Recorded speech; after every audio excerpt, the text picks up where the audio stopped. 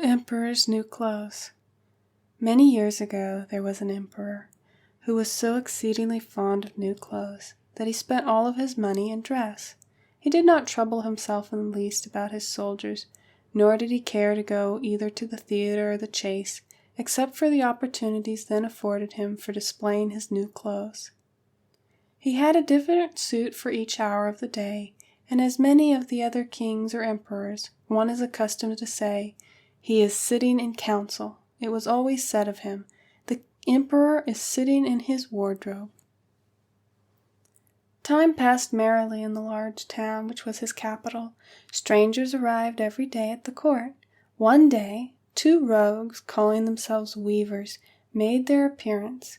They gave out that they knew how to weave stuff of the most beautiful colors and elaborate patterns, the clothes manufactured from which should have the wondrous property of remaining invisible to every one who was unfit for the office he held or who was extraordinarily simple in character.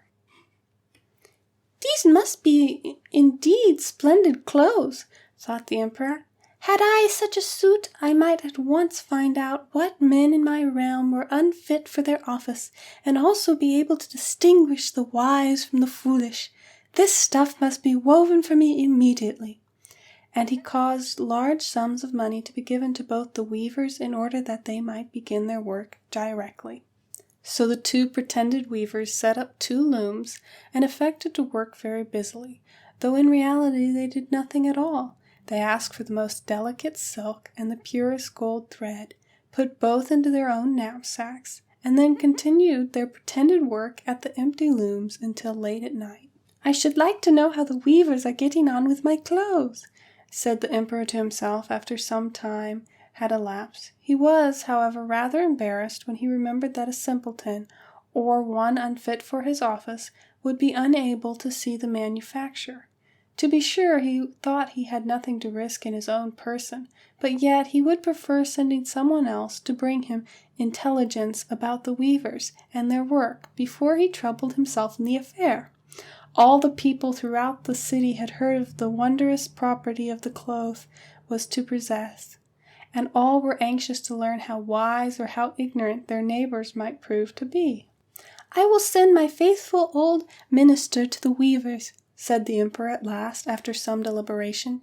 "He is best able to see how the cloth looks, for he is a man of sense, and no one can be more suitable for his office than he is." So the faithful old minister went into the hall where the knaves were working with all their might at their empty looms. "What can be the meaning of this?" thought the old man, opening his eyes very wide. "I cannot discover the least bit of thread on the looms." However, he did not express his thoughts aloud. The impostors requested him very courteously to be so good as to come nearer their looms, and then asked him whether the design pleased him, and whether the colors were not very beautiful, at the same time pointing to the empty frames. The poor old minister looked and looked. He could not discover anything on the looms for a very good reason. There was nothing there. "Wait," he thought again. "It is possible that I am a simpleton? I have never thought so myself, and no one must know it now if I am so. It can be that I am unfit for my office? No, that must not be said either. I will never confess that I could not see the stuff." "Well, sir minister," said one of the knaves, still pretending to work, "you do not say whether the stuff pleases you." "Oh, it is excellent," replied the old minister, looking at the loom through his spectacles. "This pattern and the colors, yes, I will tell the emperor without delay how very beautiful I think them." "We shall be much obliged to you," said the impostors, and then they named the different colors and described the pattern of the pretended stuff. The old minister listened attentively to their words, in order that he might repeat them to the emperor, and then the knaves asked for more silk and gold, saying that it was necessary to complete what they had begun.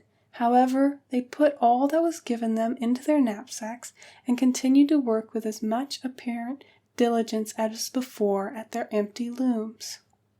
The emperor now sent another officer of his court to see how the men were getting on, and to ascertain whether the cloth would soon be ready. It was just the same with this gentleman as with the minister. He surveyed the looms on all sides, but could find nothing at all but the empty frames. "Does this stuff not appear as beautiful to you as it did to my lord the minister?" asked the impostors of the emperor's second ambassador, at the same time making the same gestures as before, and talking of the design and colors which were not there. "I certainly am not stupid," thought the messenger. "It must be that I am not fit for my good, profitable office. That is very odd. However, no one shall know anything about it." And accordingly he praised the stuff he could not see, and declared that he was delighted with both colors and patterns. "Indeed, please your imperial majesty," said to his sovereign when he returned, "the cloth which the weavers are preparing is extraordinarily magnificent." The whole city was talking of the splendid cloth which the emperor had ordered to be woven at his own expense. And now the emperor himself wished to see the costly manufacture while it was still in the loom. Accompanied by a select number of officers of the court, among whom were the 2 honest men who had already admired the cloth, he went to the crafty impostors, who, as soon as they were aware of the emperor's approach, went on working more diligently than ever, although they still did not pass a single thread through the loom. "Is it not the work absolutely magnificent?" said the 2 officers of the crown already mentioned. "If your majesty will only be pleased to look at it, what splendid design, what glorious colors!" And at the same time they pointed to the empty frames, for they imagined that everyone else could see this exquisite piece of workmanship. "How is this?" said the emperor to himself. "I can see nothing. It is indeed a terrible affair. Am I a simpleton, or am I unfit to be an emperor? That would be the worst thing that could happen. Oh, the cloth is charming," he said aloud. "It has my complete approbation." And he smiled graciously and looked closely at the empty looms, for on no account would he say that he could not see what 2 of the officers of the court had praised so much. All his retinue now strained their eyes, hoping to discover something on the looms, but they could see no more than the others. None the less they all exclaimed, "How beautiful!"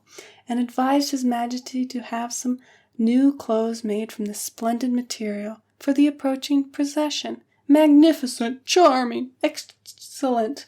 resounded on all sides, and everyone was uncommonly gay. The emperor shared in this general satisfaction, and presented the impostors with the riband of an order of knighthood, to be worn in their buttonholes, and the title of gentlemen weavers. The rogues sat up the whole of the night before the day on which the procession was to take place, and had 16 lights burning, so that everyone might see how anxious they were to finish the emperor's new suit. They pretended to roll the cloth off the looms, and cut the air with their scissors, and sewed with needles without any thread in them. "See!" they cried at last, "the emperor's new clothes are ready!" And now the emperor, with all the grandness of the court, came to the weavers, and the rogues raised up their arms, as if they were in the act of holding something up, saying, "Here are your majesty's trousers, and here is the scarf, here is the mantle. The whole suit is as light as cotton web. One might fancy one has nothing on at all, which dressed in it. That, however, is the great virtue of this delicate cloth." "Yes, indeed," said the courtiers, although not one of them could see anything of this exquisite manufacture. "If your majesty will be gracious, please to take off your clothes, we will fit on the new suit in front of the looking-glass." The emperor was accordingly undressed, and the rogues pretended to array him in his new suit. The emperor turned round from side to side before the looking-glass.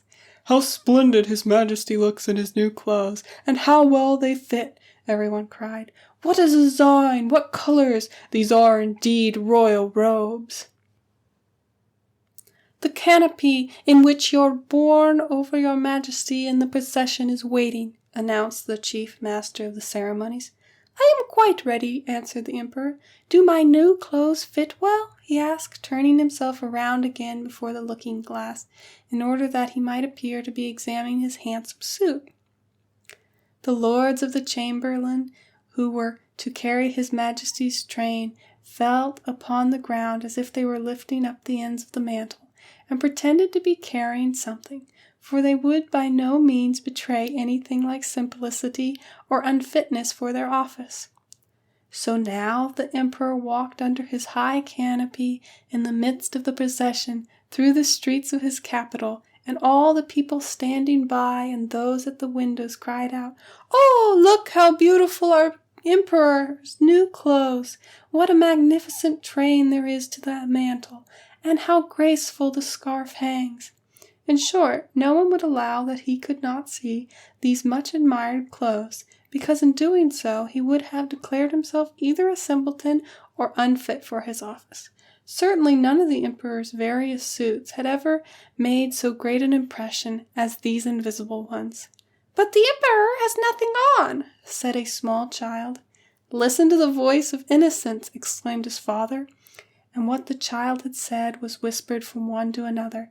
"But he has nothing on," at last cried all of the people.